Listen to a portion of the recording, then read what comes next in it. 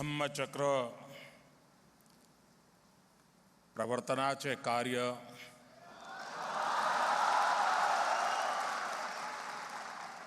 ज्या दीक्षाभूमीवर डॉक्टर बाबासाहेब आंबेडकरजीने केलं, या भूमीला माझे प्रणाम.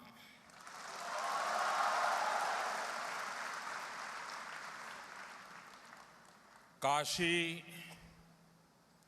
हा प्राचीन ज्ञान नगरी आहे.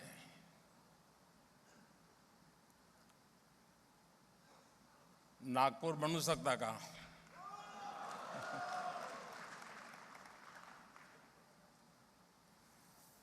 मंचावर बसलेले सगळे महानुभाव,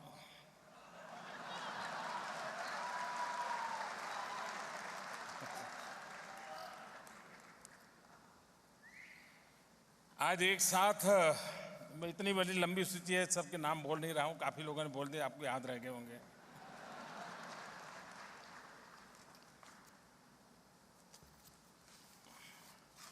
एक साथ इतने सारे प्रकल्प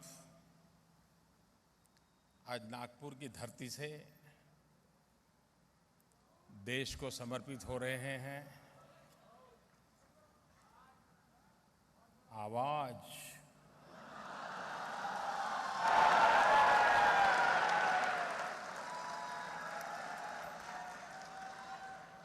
ऐकलं का?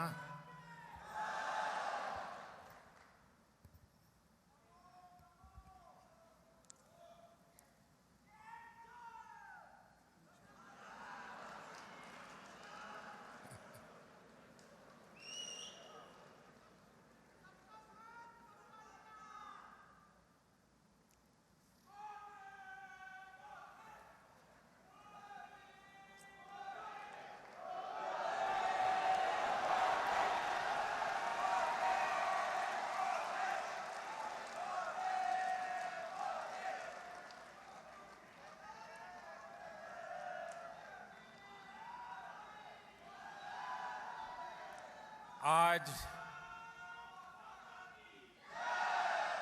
14 अप्रैल डॉक्टर बाबा साहब आंबेडकर की जन्म जयंती का प्रेरक अवसर है. ये मेरा सौभाग्य रहा कि आज प्रातः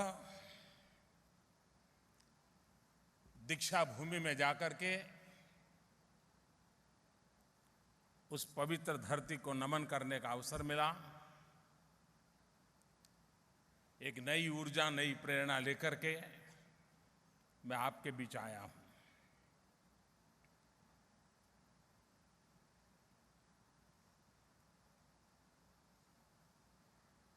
इस देश के दलित, पीड़ित, शोषित, वंचित,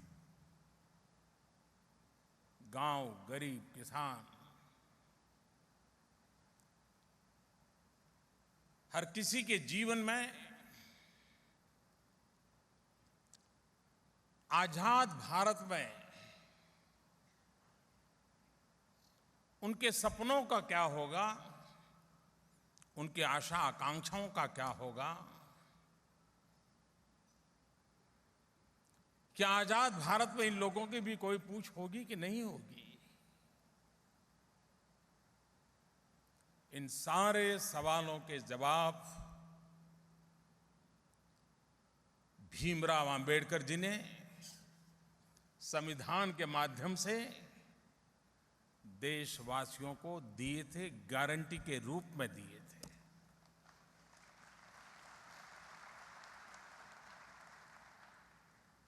और उसी का परिणाम है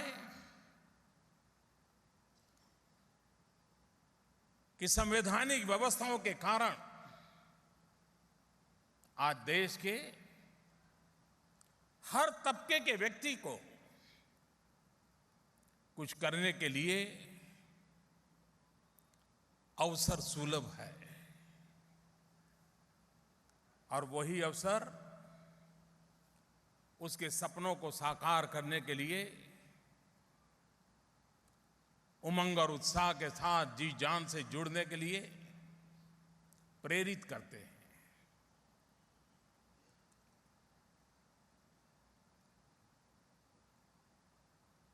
व्यक्तिगत रूप से मेरे जीवन में मैं हमेशा अनुभव करता हूं कि अभाव के बीच में पैदा होकर के भी किसी भी प्रकार के प्रभाव से प्रभावित हुए बिना, अभावों के रहते हुए भी प्रभावी ढंग से जीवन की यात्रा को सफलतापूर्वक आगे बढ़ाया जा सकता है, और वो प्रेरणा बाबा साहब आम्बेडकर से मिलती है।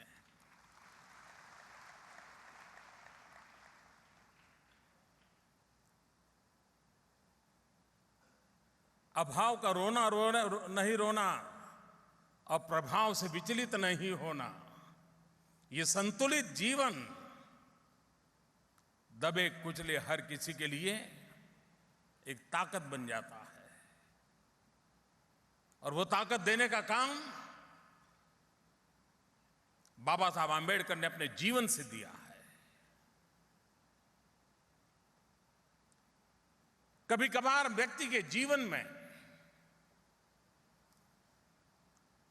अविरत रूप से जब कटु अनुभव रोज की जिंदगी का हिस्सा बन जाता हो, अपमानित होना, प्रताड़ित होना, तिरस्कृत होना, अगर इंसान छोटे मन का हो तो ये चीजें घर में, मन मंदिर में, मन मस्तिष्क में किस प्रकार से कटुता के रूप में भर जाती है, और मौका मिले तो कभी लगता है यार उसको दिखा दूंगा, ये मेरे साथ किया था, बचपन में मेरे साथ ये हुआ था, स्कूल गया तो ये हुआ था, नौकरी करने गया तो ये हुआ था। क्या कुछ मन में नहीं हो सकता है, लेकिन ये भीमराव आम्बेडकर थे, इतनी बुराइयों से सामना करना पड़ा,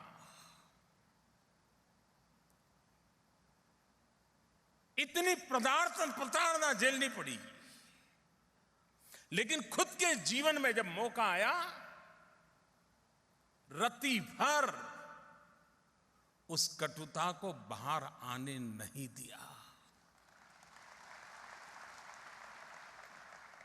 बदले का भाव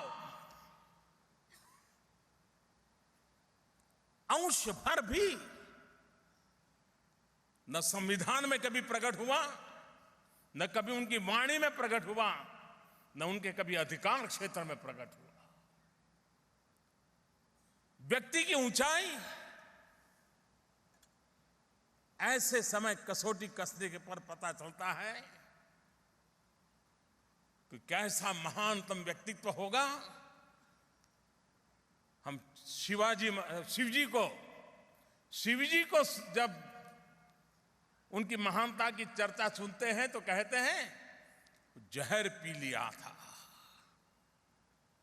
बाबा साहब आम्बेडकर ने जीवन में हर पल जहर पीते पीते भी हम लोगों के लिए अमृत वर्षा की थी, और इसलिए उस महापुरुष की जन्म जयंती पर, और वो भी जिस धरती पर उनका नवजन्म हुआ, उस दीक्षा भूमि पर प्रणाम करते हुए देश के चरणों में एक नई व्यवस्था देने का आज प्रयास हम कर रहे हैं।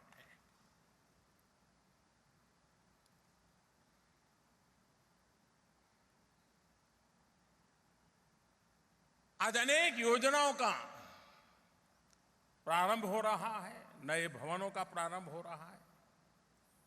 करीब 2000 मेगावाट के बिजली के कारखाने का लोकार्पण हुआ।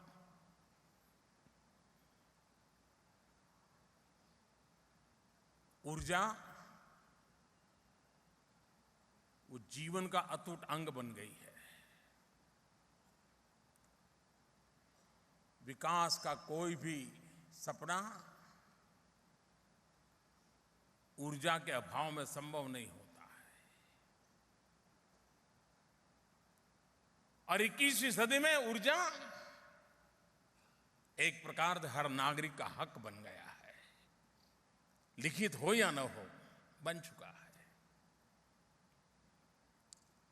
देश को 21वीं सदी में प्रगति की ऊंचाइयों पर ले जाना है, अगर भारत को आधुनिक भारत के रूप में देखना है, तो ऊर्जा उसकी पहली आवश्यकता है। और एक तरफ पर्यावरण की चिंता के कारण विश्व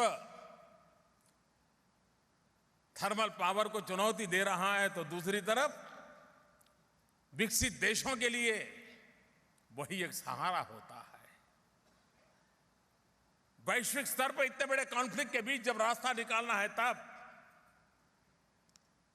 भारत ने भी बेड़ा उठाया है कि हम पूरे विश्व को परिवार मानने वाले लोग हैं, पूरे ब्रह्मांड को अपना मानने वाले लोग हैं। हमारे द्वारा हम ऐसा कुछ नहीं होने देंगे जो भावी पीढ़ी के लिए कोई संकट पैदा करे। और इसलिए भारत ने 175 गीगावाट रिन्यूएबल एनर्जी का सपना देखा है। सोलर एनर्जी हो, विंड एनर्जी हो, हाइड्रो के प्रोजेक्ट्स हो। और अब जब नितिन जी बड़े गर्व के साथ बता रहे थे कि नागपुर वासियों का जो गंदा पानी है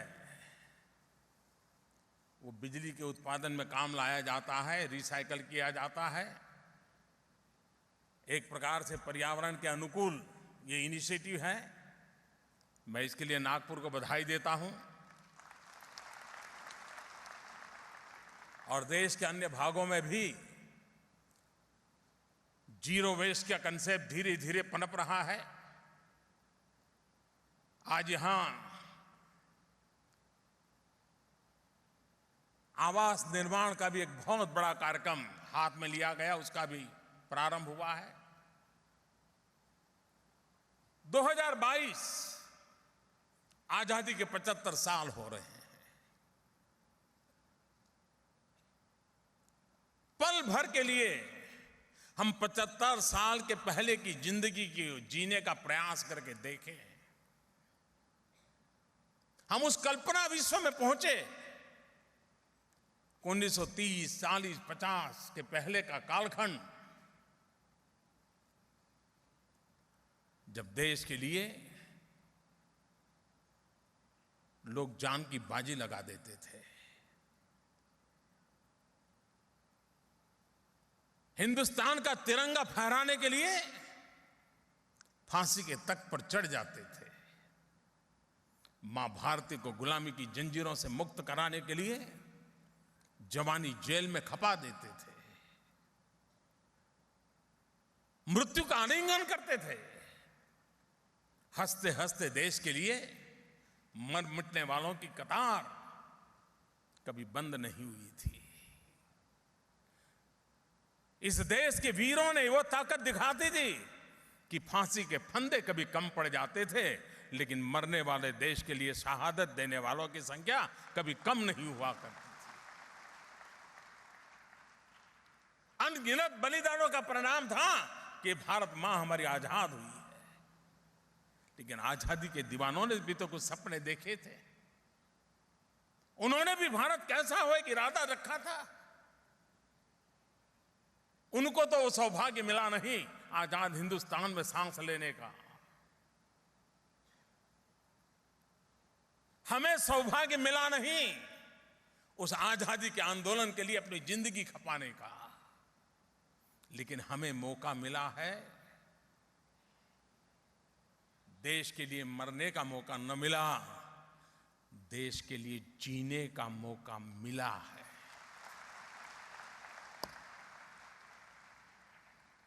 क्या 2022 जब आजादी के 75 साल हो रहे हैं, आज हम 2017 में खड़े हैं, 5 साल का समय हमारे पास है। 125 करोड़ देशवासी अगर संकल्प करें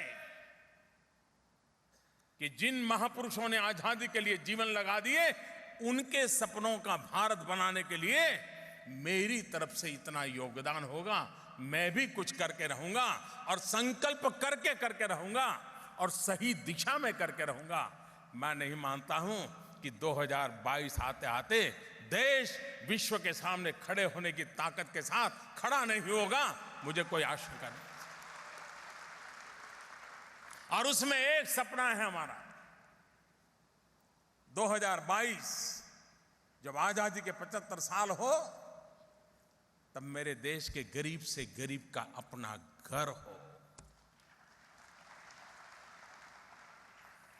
इस देश का कोई गरीब ऐसा ना हो जिसको अपना रहने के लिए घर ना हो, अपनी छत ना हो, और घर भी ऐसा हो जिसमें बिजली हो, पानी हो, चूल्हा हो, गैस का चूल्हा हो, नजदीक में बच्चों के लिए स्कूल हो, बुजुर्गों के लिए नजदीक में अस्पताल हो। ऐसा हिंदुस्तान क्यों नहीं देख सकते? क्या 125 करोड़ देशवासी मिलकर के हमारे देश के गरीब के आंसू नहीं पहुंच सकते? भीमराव अंबेडकर ने जिस सपनों को लेकर के संविधान में रचना की है, उन संविधान को जी करके दिखाने का अवसर आया है।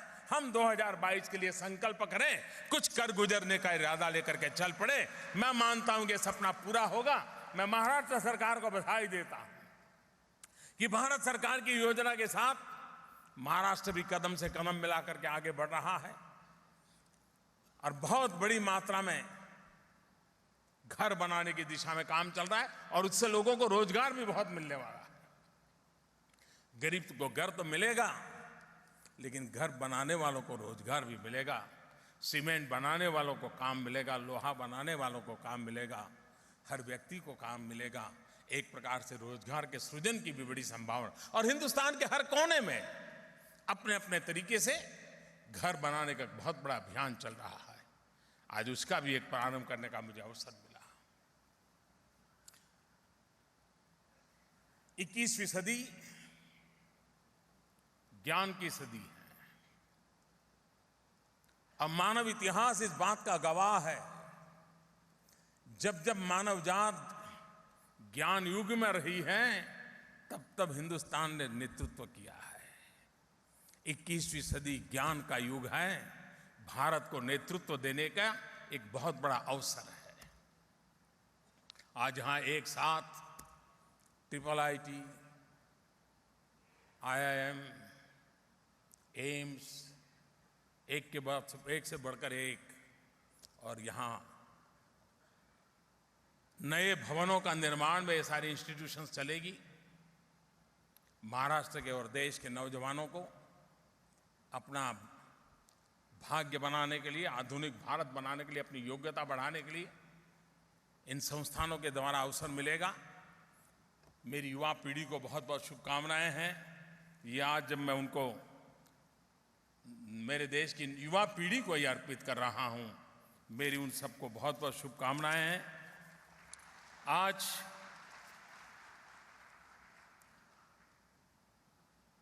पिछले कुछ दिनों से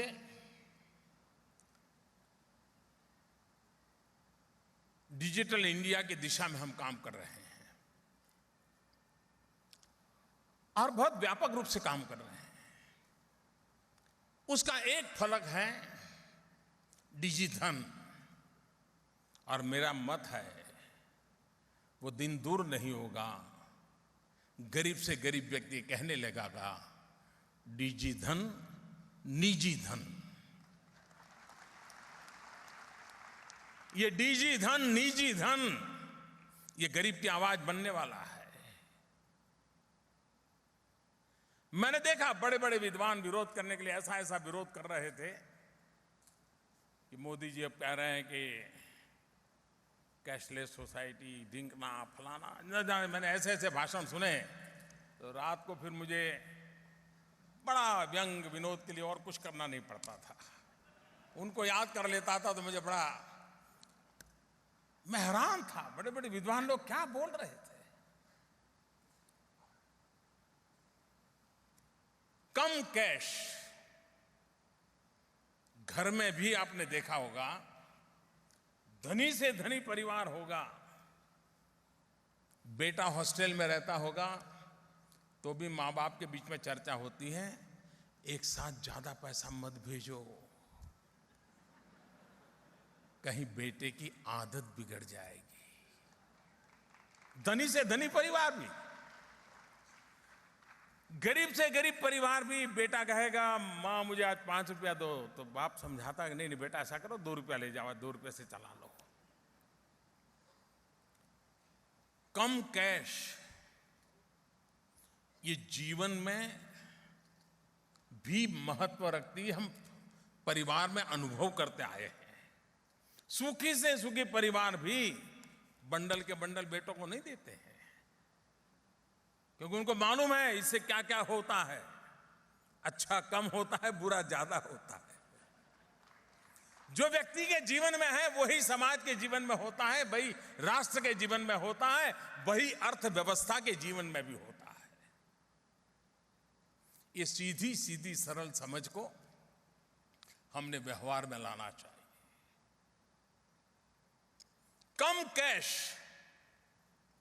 कम नगद, इससे कारोबार चलाया जा सकता है। और कोई एक जमाना था जब सोने की ही लगड़ी ही करेंसी रहती थी, सोने की गिनी हुआ करती थी। बदलते बदलते बदलते कभी चमड़े का भी आया, कभी कागज का भी आया, न जाने कितने बदलाव आए, और हर युग ने हर बदलाव को स्वीकार किया है। हो सकता है उस समय भी कुछ लोग रहे होंगे जो कुछ कहते होंगे, शायद उस समय अखबार नहीं होंगे इसलिए छपता नहीं होगा, लेकिन कुछ कहते तो होंगे ही होंगे उस समय भी। विवाद भी रहे होंगे, लेकिन बदलाव भी हुए होंगे। अब वक्त बदला है, आपके पास अल्टरनेट व्यवस्थाएं अवेलेबल हैं, सुरक्षित व्यवस्थाएं अवेलेबल हैं, और उसमें से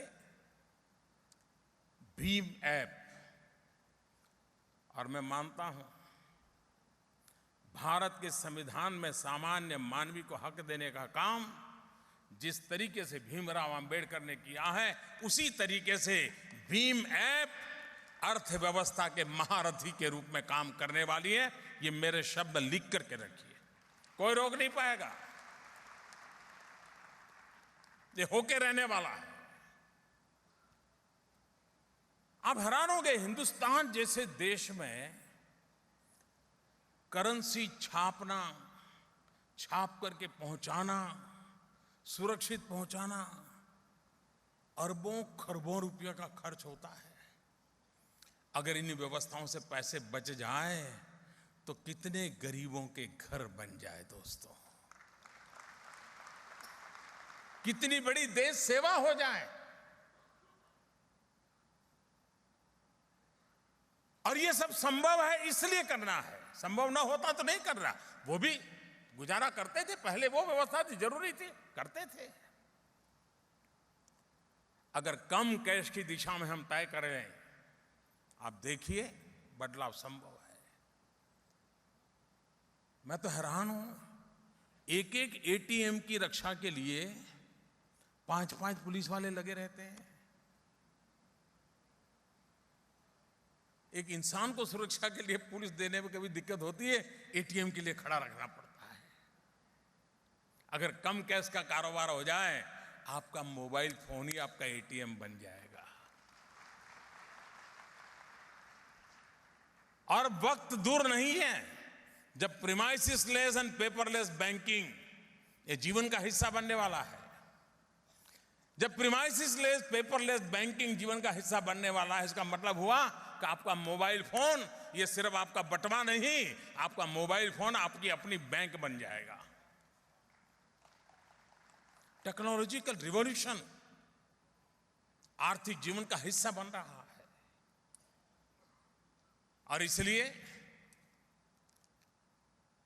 25 दिसंबर को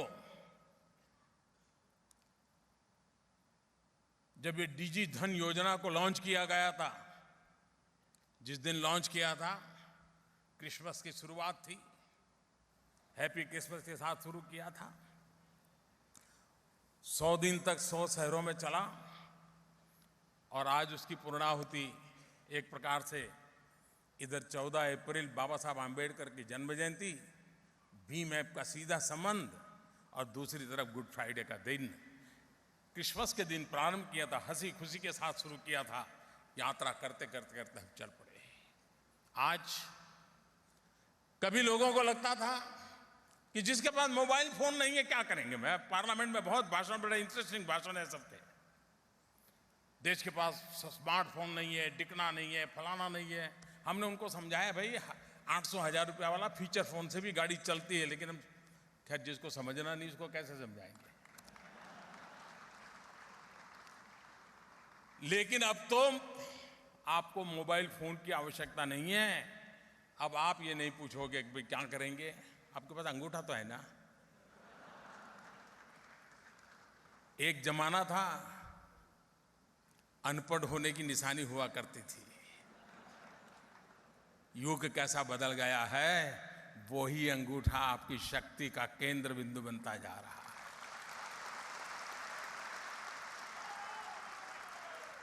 यहां सारे नौजवान दिन में 2-2 घंटे अंगूठे पर लगे रहते होंगे, मोबाइल फोन लेकर के मैसेज लगते हो गए। टेक्नोलॉजी ने अंगूठे को ताकतवर बना दिया है,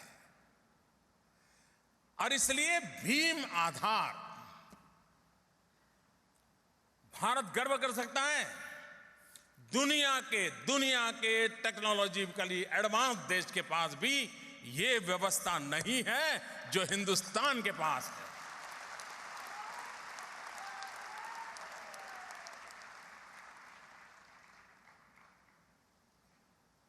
अब जो लोग भीम ऐप पर विवाद करने के बाद भी लोग स्वीकार करते गए, तो अब वो आधार पर विवाद करने में लगे हुए हैं। वो उनका काम है, करते रहेंगे। आपके पास मोबाइल फोन ही हो या ना हो, आपका अगर आधार नंबर है, आप स्वयं किसी दुकानदार के यहां गए हैं और उसके पास छोटा सा इंस्ट्रूमेंट होगा, बड़ा पॉश मशीन की भी जरूरत नहीं होगी, छोटा सा एक होगा 2 इंच बाय 2 इंच का, वो आपका अंगूठा वहां लगवा देगा। और उससे अगर आपका पहले से बैंक के साथ आपका आधार नंबर जुड़ा हुआ है, अगर आपने 10 रुपया का माल लिया है तो 10 रुपया आपका ऑटोमेटिक कट हो जाएगा। 1 रुपया साथ में ले जाने की जरूरत नहीं, कहीं आपका कारोबार रुकेगा नहीं। कितनी उत्तम व्यवस्था की दिशा में हम जा रहे हैं। और इसलिए आज जो भीम आधार एक ऐसा वर्जन, और मैं आप देखना जी, वो दिन दूर नहीं होगा दुनिया की बड़ी बड़ी यूनिवर्सिटीज इस भीम आधार का केस स्टडी करने के लिए भारत का पर आएगी। सारे नौजवान स्टडी करेंगे दुनिया में आर्थिक बदलाव क्या हो सकता है, कि इसका ये आधार बनने वाला है जी, ये रेफरेंस पॉइंट बनने वाला है। और मैं कल ही हमारे रविशंकर जी को कहता था, क्या भारत सरकार ने इसका पैटर्न करवाया कि नहीं करवाया है, क्योंकि होने वाला है। दुनिया इस विषय को अपना विषय बनाने के लिए, मुझे अभी अफ्रीकन देशों के जितने मुखिया लोग मिले तो उन्होंने मेरे से इसकी जिज्ञासा भी की और ये भी चाहा था कि हमारे देश के लिए आप कर सकते हैं क्या। धीरे धीरे इसका वैश्विक विस्तार का कारण भी बन सकता है और भारत एक बहुत बड़े कैटलिस्ट एजेंट के रूप में काम कर सकता है। इस डिजी धन योजना के तहत हिंदुस्तान के 100 अलग अलग शहरों में कार्यक्रम किए गए, लाखों लोगों ने बढ़ चढ़ करके हिस्सा लिया, टेक्नोलॉजी को समझने का प्रयास किया, स्वीकार करने का प्रयास किया, और बहुत बड़ी मात्रा में लोगों को इनाम मिले। और आज जिन लोगों को इनाम मिला उसमें से एक सज्जन चेन्नई के, उन्होंने तो घोषणा कर दी कि मुझे जो इनाम मिला है वो मैं गंगा सफाई के लिए समर्पित कर देता हूं। मैं उनका अभिनंदन करता हूं। और वैसे भी ये डिजी धन सफाई अभियान ही है, भ्रष्टाचार काले धन के खिलाफ लड़ाई का एक बहुत बड़ा माजा रखता है। और मैं देशवासियों को कहना चाहता हूं, कम कैश विचार आपको पसंद आए या ना आए, कैशलेस सोसाइटी का सपना आपको अच्छा लगे या ना लगे, नोटों के बिना जिंदगी कैसे गुजरेगी, आपके मन में सवाल या निशान हो या ना हो, लेकिन इस देश में कोई ऐसा इंसान नहीं होगा जिसके दिल दिमाग में भ्रष्टाचार के प्रति गुस्सा ना हो। देने वाला भी गुस्सा करता होगा और कभी लेने वाला भी रात को जाकर के सोचता होगा, यार अब मोदी आया है, कहीं फंस जाऊंगा तो क्या होगा।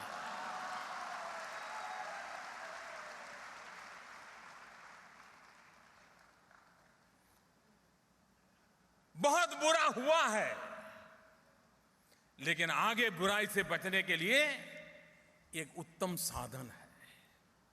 जो भी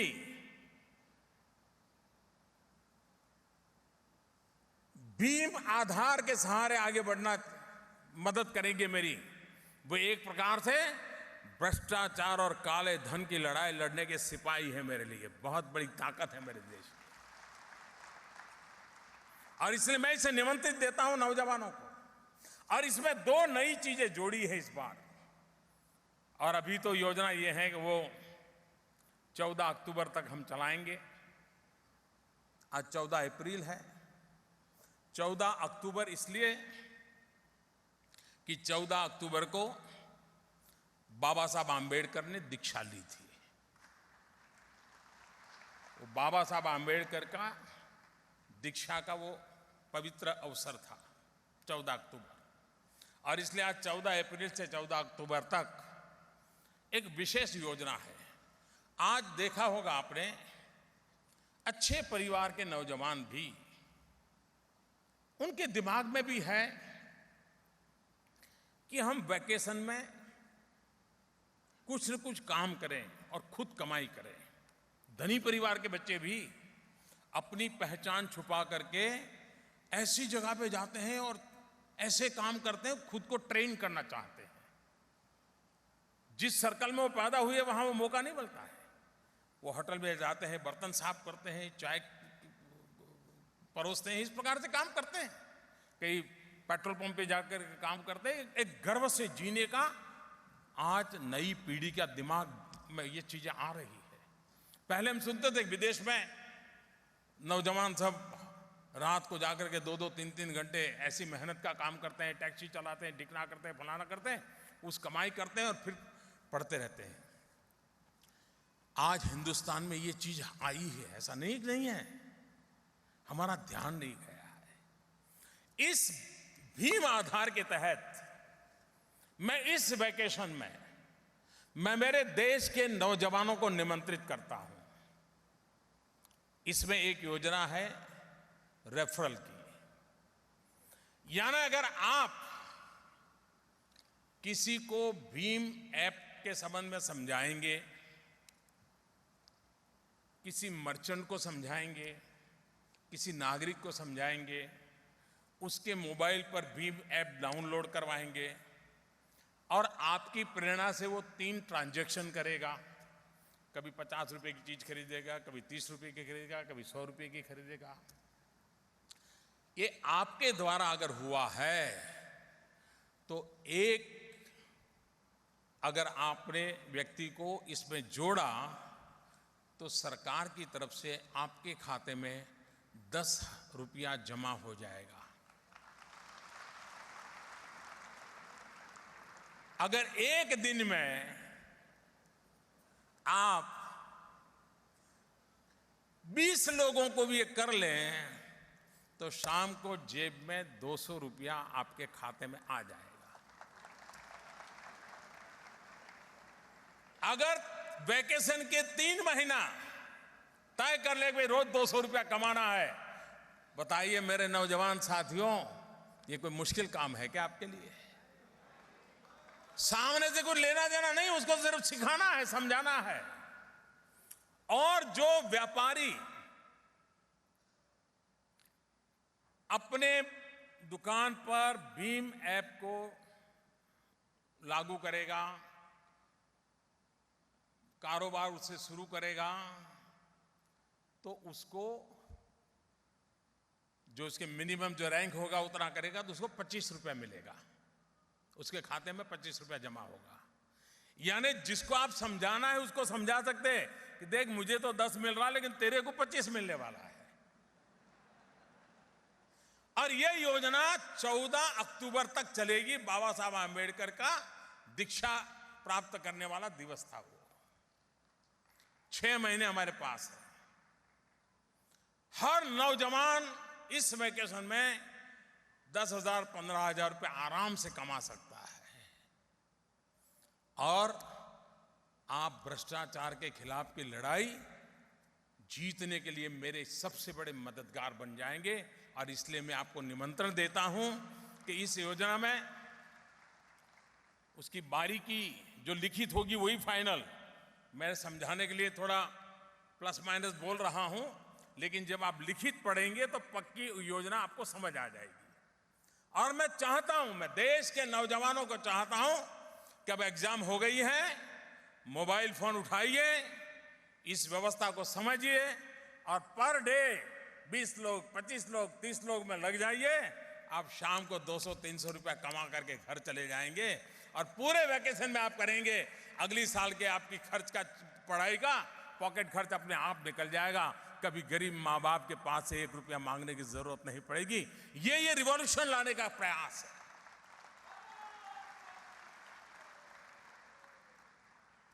आज यहां 75 टाउनशिप कम कैश वाली, उसका लोकार्पण हुआ। इसका मतलब यह हुआ कि जहां पर टाउनशिप में लोग रहते हैं, अलग अलग, कई फर्टिलाइजर कंपनियों की टाउनशिप है, कई रेलवे वालों की टाउनशिप है, कई फौज वालों की टाउनशिप है, ऐसी 75 ने पूरी तरह अपने आप को कम कैश वाला किया है। तो जब मैंने इसकी पहली एक टाउनशिप कम कैश वाली बनी तो मैं उसका प्रेजेंटेशन ले रहा था। मैंने कहा सब्जी वाले का क्या इंटरेस्ट है, वो क्यों ये कारोबार में हाथ जोड़ता है। उसने बड़ा इंटरेस्टिंग जवाब दिया सब्जी वाले ने। उसने कहा पहले ये जो टाउनशिप में ही मैं बेचने के लिए फुटपाथ पर बैठता हूँ, सब्जी बेचता हूँ, तो जो महिलाएं सब्जी खरीदने आती है, अगर बिल बन गया 25 रुपया 80 पैसा, तो कहती थी लो 25 रुपया ले लो, चलो चल जाएगा। वो 80 पैसे नहीं देती थी। कितनी भी अमीर परिवार की महिला हो, बड़े से बड़े बाबू की पत्नी हो, लेकिन 80 पैसा नहीं देती थी। ले लो 25 रुपया है, ठीक है, चलो चल छूटा छोड़ दो। बोले इसके कारण अब क्या हुआ है, मुझे पूरा 25 रुपया 80 पैसा मिलता है। और बोले शाम को जो मेरा 15-20 रुपया कम पड़ जाता था, अब मेरा 15-20 रुपया मेरी एक्स्ट्रा इनकम ऐसे ही हो गई। अब देखिए कितना फायदा एक गरीब आदमी ने अपने पैसे ढूंढ लिया। लेकिन ये 75 टाउनशिप एक अच्छी शुरुआत है, लेकिन हम लोगों की कोशिश रहनी चाहिए कि हम कम कैश की ओर देश को ले चले, हम इसमें योगदान दें। और ये जो रिवॉल्यूशन हो रहा है उसके हम स्वयं एक सिपाही बने, उस बात को हम आगे बढ़ाएं।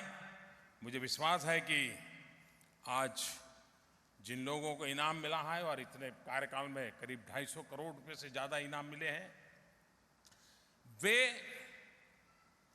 इनाम प्राप्त कर करके संतोष न माने। हजारों की तादाद में नागरिकों को इनाम मिला है, वे भी इसके एम्बेसडर बने, वे भी इस काम को आगे बढ़ाएं। ये देश में परिवर्तन लाने का नागरिकों की मदद से होने वाला एक बहुत बड़ा सफल अभियान है। मैं रविशंकर जी और उनके विभाग की पूरी टीम को और नीति आयोग को बड़ी बधाई देता हूं कि फुल प्रूफ टेक्नोलॉजी के लिए उन्होंने भरसक कोशिश की। दुनिया में जितने प्रकार की टेक्नोलॉजी में इनोवेशंस हुए हैं, इन सारी चीजों का स्टडी किया और उसमें से उत्तम भारत में क्या हो सकता है, भारत के सामान्य मानवी को, गरीब से गरीब व्यक्ति भी इसको अपने कारोबार से चला सके, इतना यूजर फ्रेंडली, विश्वस्त ये व्यवस्था विकसित हुई है। मैं फिर एक बार विभाग के सभी साथियों को बधाई देता हूं। मैं महाराष्ट्र सरकार का अभिनंदन करता हूं कि इस कार्यक्रम की रचना के लिए नागपुर को उन्होंने एक यजमान के रूप में उत्तम सेवा की। बहुत बड़ी मात्रा में आप सबसे मुझे मिलने का अवसर मिला। आपका बहुत बहुत धन्यवाद।